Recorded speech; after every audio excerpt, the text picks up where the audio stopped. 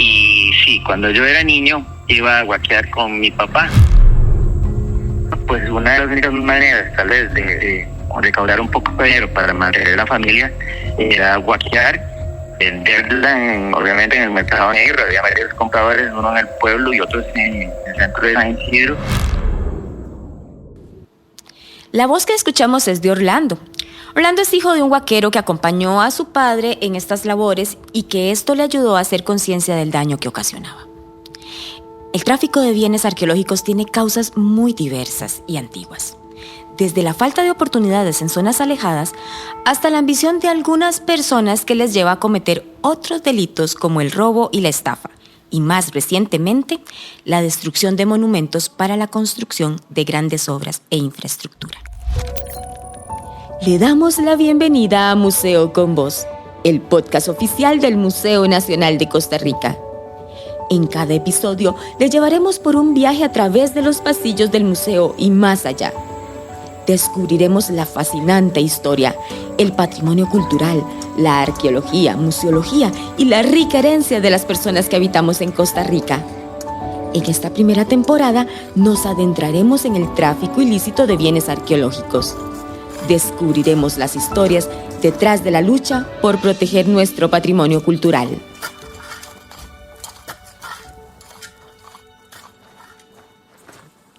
La comercialización de bienes precolombinos tiene un origen mucho más profundo.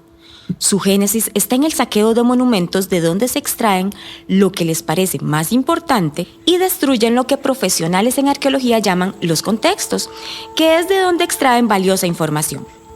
Temas como la caza, alimentación, la astronomía, las etapas de siembra, terrenos propensos a inundaciones y hasta el comportamiento cíclico de la naturaleza se pueden conocer a partir de investigaciones arqueológicas en monumentos que no han sido alterados. Empecemos por saber qué es un monumento arqueológico. Felipe Solís es arqueólogo del Museo Nacional de Costa Rica y nos lo explica. Según nuestra legislación, un monumento arqueológico se define como los restos físicos de cualquier área de actividad humana producto de las culturas indígenas anteriores o contemporáneas al establecimiento de la cultura hispánica en territorio nacional. En ese sentido, podemos encontrar monumentos arqueológicos en cualquier parte de nuestro país. Y Felipe, ¿qué tipo de monumentos existen en nuestro país? Bueno, ejemplos de esos recursos patrimoniales podrían ser sitios domésticos o habitacionales, donde la gente vivía, los lugares donde enterraban a sus muertos, o sea, los sitios funerarios, construcciones arquitectónicas como basamentos de casas, caminos, otra infraestructura construida en piedra o en tierra. También las obras hidráulicas como los acueductos que llevaban agua hacia algunos sitios habitacionales, los talleres donde se confeccionaban objetos de cerámica, de piedra u otros materiales, el arte rupestre o los petroglifos, que serían los grabados en piedra, canteras o lugares de extracción de materias primas y, por último, pero no menos importante, los naufragios y otros restos de actividad humana que hayan estado bajo el agua durante al menos 100 años.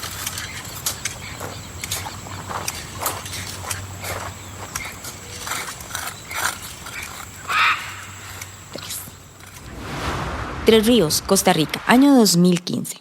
Don Carlos Borge es desarrollador de la empresa Siglo XXI. La empresa Siglo XXI es una empresa urbanística y formal, por lo tanto siempre hace estudios de impacto ambiental y dentro de ellos los estudios de impacto arqueológico. La finca que se compró se le aplicó el estudio que lo dirigió Jorge Ramírez, quien muy pronto dictaminó que habían restos arqueológicos, no solo por el trabajo de prospección que se hizo, sino porque ya se sabía que había un sitio anteriormente al lado de la propiedad, donde es el Colegio Victoria, y al lado había otra urbanización y que también había sido reportado. Ya el sitio arqueológico tenía nombre y se supuso que que lo que encontramos dentro de la finca de Siglo XXI era una continuación de ese sitio arqueológico. Se detectaron 2 yacimientos funerarios, uno grande y otro pequeño, de periodos diferentes, y se recomendó el rescate. Ese rescate se coordinó con el Museo Nacional, que puso un arqueólogo a cargo, Luis Sánchez. Luis Alberto Sánchez fue el arqueólogo del Museo Nacional que se encargó de liderar esta investigación. Luis, ¿cómo se dio el proceso de rescate en Chahuite? Sí, bueno, el monumento arqueológico Chahuite ya era conocido desde el año 2000. Las acciones que llevaron a que se realizara el rescate no se originaron por una cuestión de alerta o sucedieron de forma fortuita, sino más bien el rescate se originó según un proceso que siguió al pie de la letra todos los procedimientos estipulados por la ley para los estudios ambientales y arqueológicos. A pesar de que el Valle de Tres Ríos ha sufrido un fuerte incremento urbanístico, todavía existen relictos de cafetales que han contribuido, sin embargo, a que se protejan algunos sitios arqueológicos, como es el caso del asentamiento precolombino que existía en Chahuite. Una finca con estos cafetales fue adquirida por la empresa urbanizadora Siglo XXI para desarrollar un proyecto residencial, para lo cual, primeramente, en 2010 se realizó una inspección que fue seguida por una evaluación arqueológica en 2014 y finalmente un rescate arqueológico, dado que se verían afectadas dos sectores principales correspondientes a dos cementerios precolombinos de épocas distintas, uno más pequeño que pervivió hasta hace unos 1450 años y otro más grande y complejo utilizado hasta hace 800 años. El rescate que realizó el Museo Nacional se extendió por casi 8 meses, entre 2015 y 2016. Significó prácticamente el registro de todas las sepulturas que conformaban estos dos cementerios, es decir, unas 350 aproximadamente, así como la recuperación de algunos restos humanos que todavía se preservaban y de todos los bienes mortuorios que formaban los ajuares. Más o menos estos rescates terminaron cubriendo un área de unos 5.000 metros, es decir, media hectárea, recuperando en total 1.623 objetos mortuorios que, desde que finalizó su estudio en 2020, se resguardan en el Centro de Acopio de Colecciones Arqueológicas del Departamento de Protección del Patrimonio Cultural del Museo. Al implicar excavaciones arqueológicas intensivas, normalmente los rescates conllevan a la pérdida de los contextos arqueológicos, de las sepulturas, de las estructuras y los espacios que conformaban los sectores funerarios del asentamiento. Por esta razón, uno de los principales logros, consideramos, luego del rescate, fue salvaguardar un gran montículo de tierra sostenido por muros de piedra, el cual más o menos tiene unos 26 metros de diámetro y 2 metros de alto y que se erguía sobre el cementerio. Su importancia no solo radica en su carácter monumental y su similitud con otras estructuras parecidas halladas en, por ejemplo, Guayabo de Turrialba, que tienen fuertes implicaciones sociopolíticas, sino también por algunas singularidades constructivas, por las funciones que este montículo cumplía, ya sea de carácter ceremonial o religioso. Mirna Rojas lidera el Departamento de Antropología e Historia del Museo Nacional.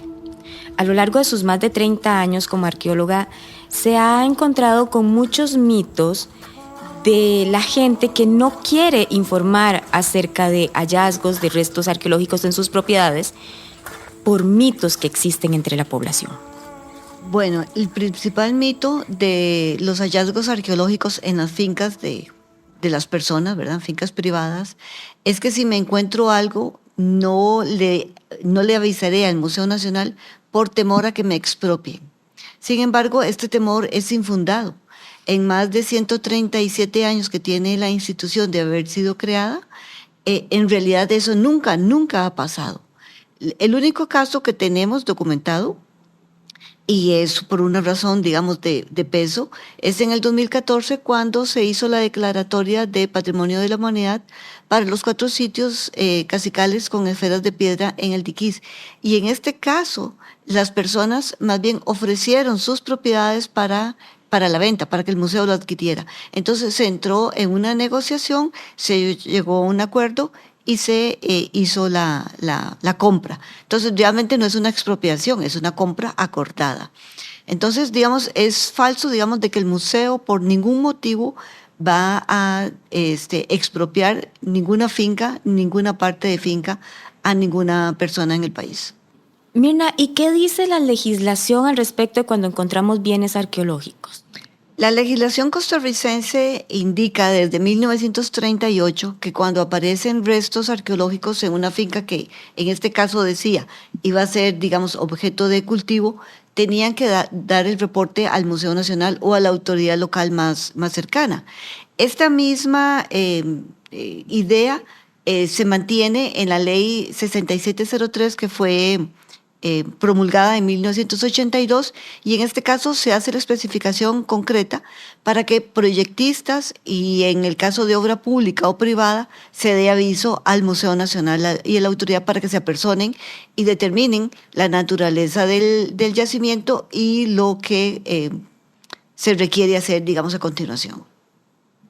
Costa Rica tiene un nuevo reto con el patrimonio cultural subacuático a partir de 2018. ¿Qué podemos decir al respecto? Desde el 2011 más o menos entró a la corriente legislativa la Convención del 2001 de UNESCO sobre patrimonio cultural subacuático y fue ratificado por el gobierno en el 2018. Esta convención, que se convierte en ley 9500, pasó por un proceso también de reglamentación que salió en el año 2022. Lo importante de esta legislación es que hace, digamos, más amplio el panorama de protección del patrimonio cultural costarricense, ya no solo terrestre, sino también subacuático, y no pensemos en marino, sino también sobre bajo lagos o lagunas, ríos, etcétera, no solo sobre mar o bajo mar. Pero también, digamos, amplía el rango temporal. No es solo los bienes patrimoniales anteriores o al momento del contacto con culturas hispánicas, sino también en periodos posteriores históricos, porque incluye también bienes que hayan estado parcial o totalmente sumergidos por al menos 100 años. El Museo Nacional recibe por año en promedio cerca de 60 denuncias de destrucción de monumentos arqueológicos. En cumplimiento con la ley, el Departamento de Antropología e Historia debe de poner una denuncia ante las autoridades. Sin embargo, una vez impactado el monumento, la pérdida para el patrimonio de los costarricenses ya es grande y el daño ya está hecho. Ifigenia Quintanilla es arqueóloga y directora del Museo Nacional de Costa Rica a partir del 2022. Ifigenia, ¿qué beneficios tiene para el desarrollador de un proyecto un estudio de impacto ambiental y patrimonial a tiempo? La ventaja que tenemos cuando se realiza una evaluación de impacto arqueológico como parte de un proceso de evaluación ambiental y en cumplimiento a la Ley Orgánica del Ambiente y a todo el reglamento de la Secretaría Técnica Nacional Ambiental, es que podemos prever los impactos.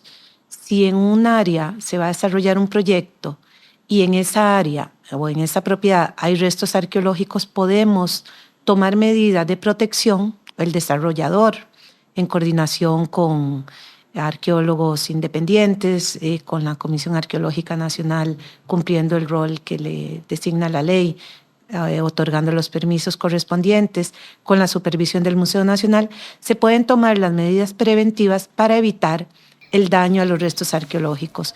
¿Qué quiere decir esto? Que se pueden hacer inspecciones, evaluaciones, salvamentos arqueológicos y que luego el proyecto puede continuar ya su ejecución y que las medidas de mitigación, de protección, salvaguardaron esos restos y no fueron destruidos. Esa es la gran ventaja porque antes se avisaba al museo, según la ley 6703, se llama al momento del hallazgo.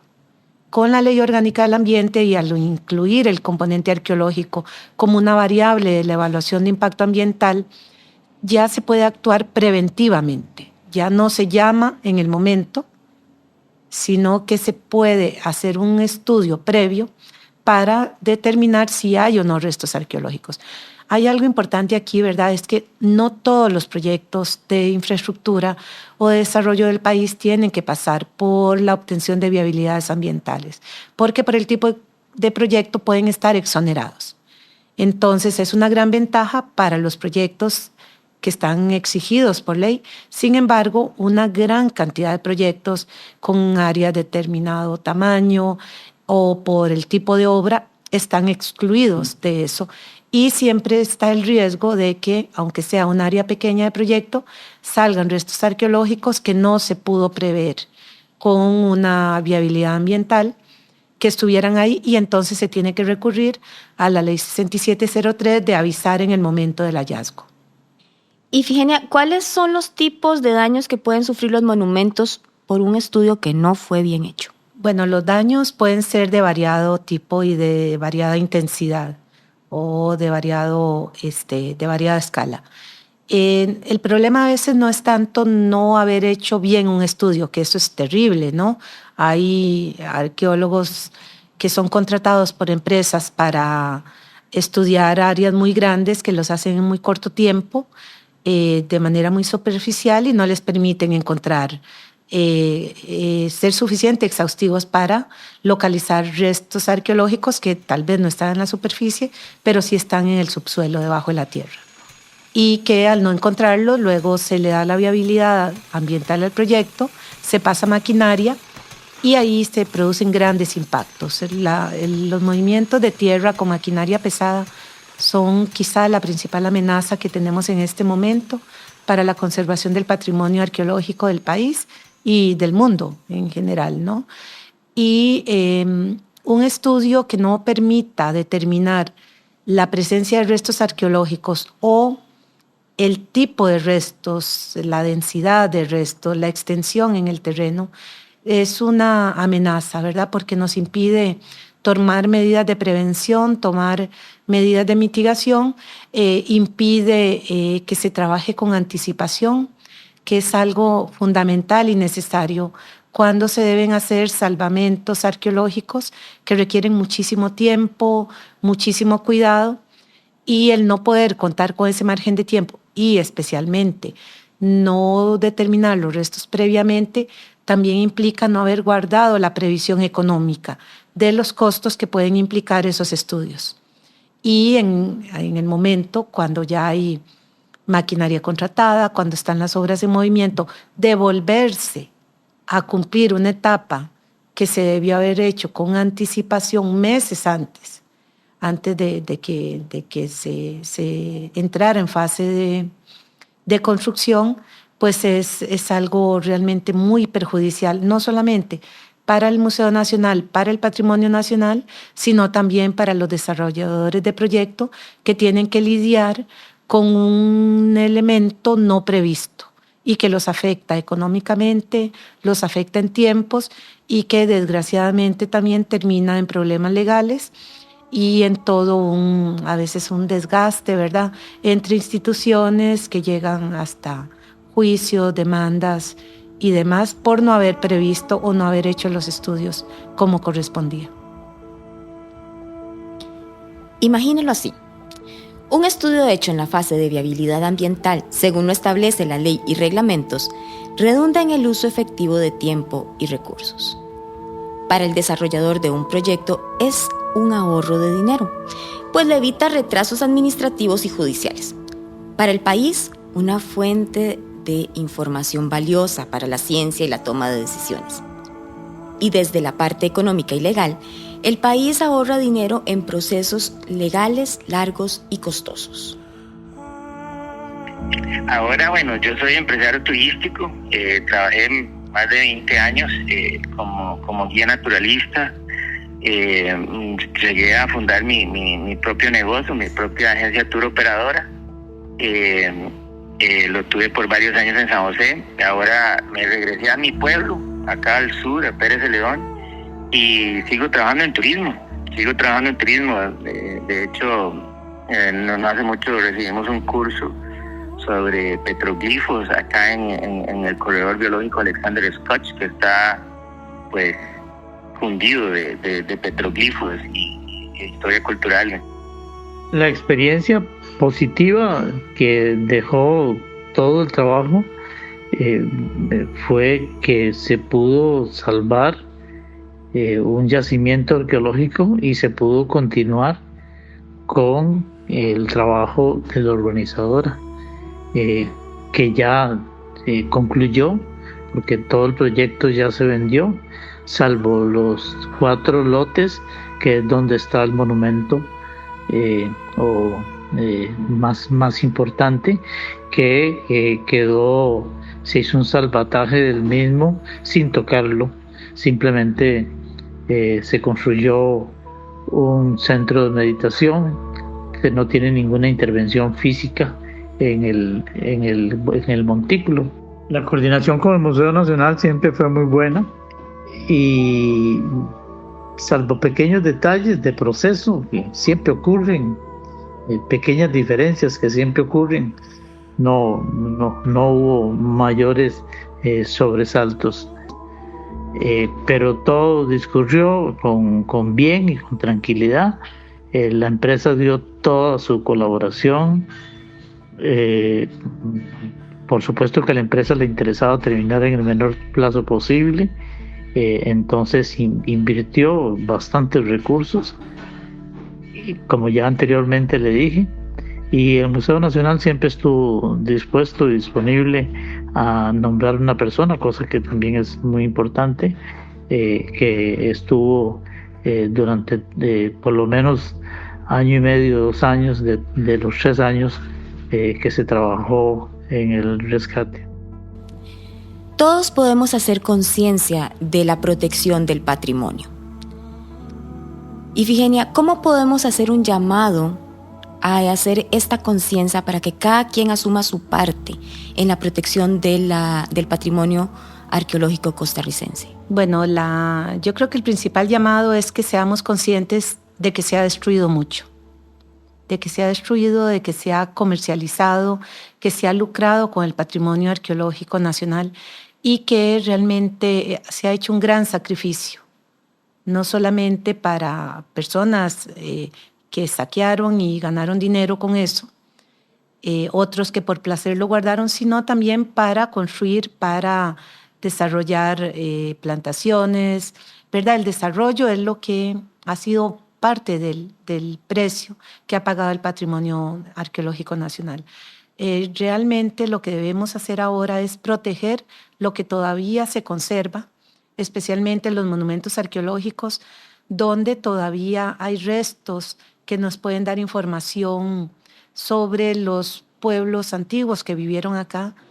Hay algo muy importante que es que la Ley Orgánica del Ambiente y el reglamento de la Secretaría Técnica Nacional Ambiental no obliga a todos los proyectos de infraestructura a hacer estudios arqueológicos. Entonces, algo muy importante es que, aunque la ley no obligue, sí es muy importante estar conscientes de ser responsables de avisar al Museo Nacional cuando se encuentran restos arqueológicos, de tener la maquinaria, ser responsables de proteger ese patrimonio y de cumplir con lo que dicen los procedimientos, ¿verdad? Que implica hacer una visita, una inspección, definir qué tipo de restos hay ahí y poder tomar las medidas de salvamento y protección.